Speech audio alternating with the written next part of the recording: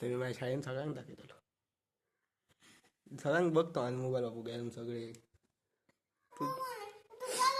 तू दिलं तू कला म्हणत काय रे हरशी. तू आता केन्ना येतला